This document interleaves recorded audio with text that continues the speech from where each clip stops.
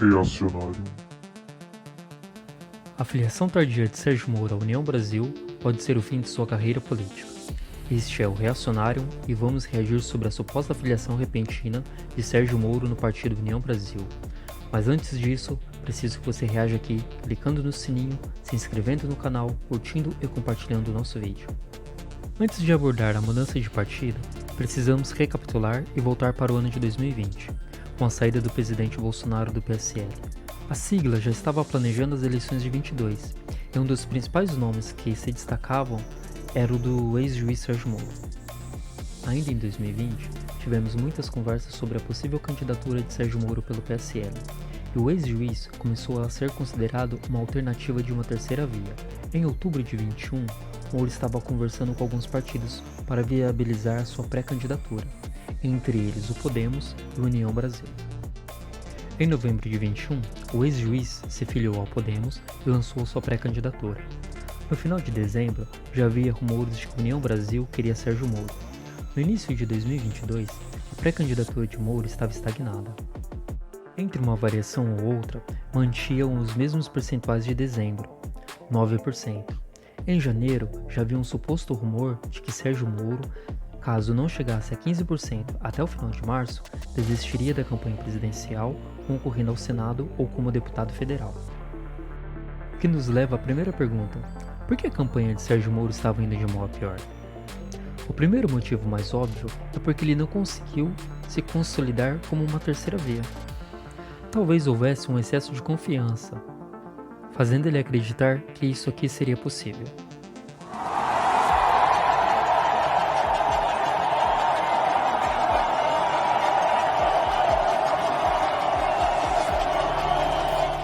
O ex-juiz consegue consolidar o ódio dos esquerdistas e o ódio dos bolsonaristas, que enxergam na sua figura política uma pessoa oportunista e com ambições próprias. Com os dois adversários afunilando as eleições para uma polarização entre Bolsonaro e PT, evidentemente que resultaria na desidratação da sua campanha. O segundo motivo pode ser atribuído à sua campanha de marketing. Seu podcast, para tentar atrair o público jovem, não foi a melhor estratégia, e não encontrei nenhum outro episódio além do que está no ar no Spotify.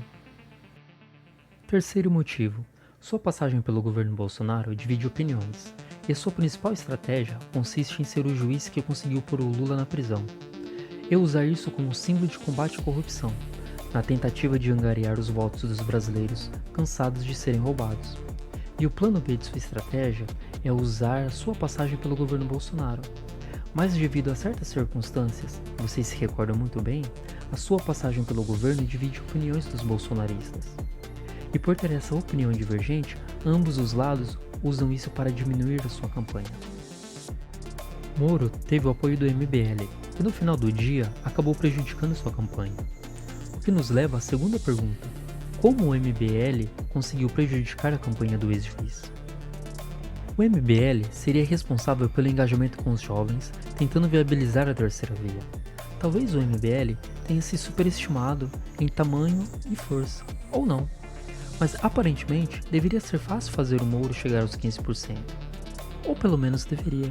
Por alguma dificuldade desconhecida, Moro não estava nos holofotes. Poucas entrevistas, e nas redes sociais, que era o foco da campanha do MBL, não havia nada de interessante que pudesse alavancar o crescimento da sua campanha. E então surge seu primeiro desconforto. Pessoal, eu passei o dia conversando com amigos da comunidade judaica.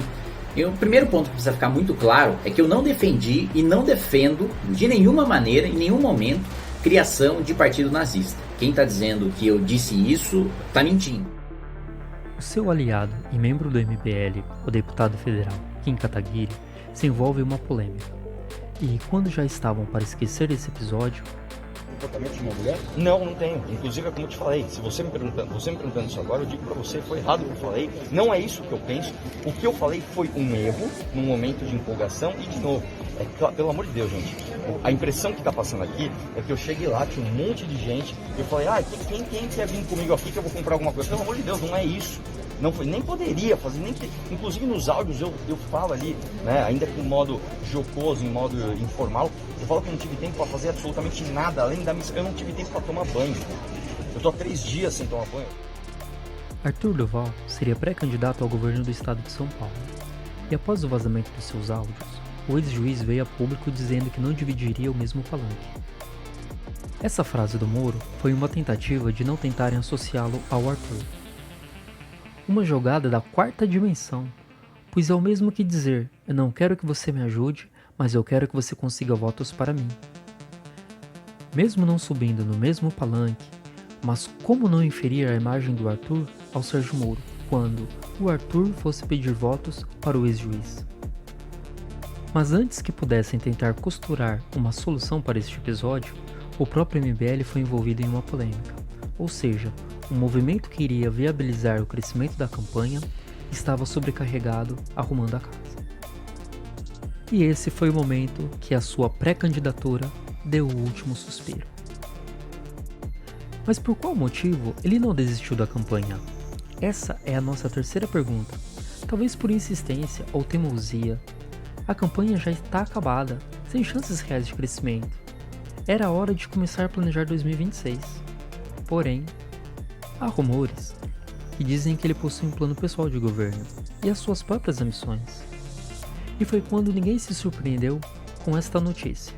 Moro sem informação de que o comando do União Brasil confirmou, trouxe aí a confirmação de que Sérgio Moro, ex-juiz, ex-ministro, vai mesmo se filiar. Portanto, uma mudança aí do Podemos para o União Brasil. A condição para... Quem não acompanha as notícias políticas pode ser que tenha se surpreendido, mas é fato que não é de hoje que o partido União Brasil estava flertando com ele. Talvez nessa jogada da quarta dimensão envolva trocar de partido no final do segundo tempo, pensando que conseguiria disputar as eleições presidenciais.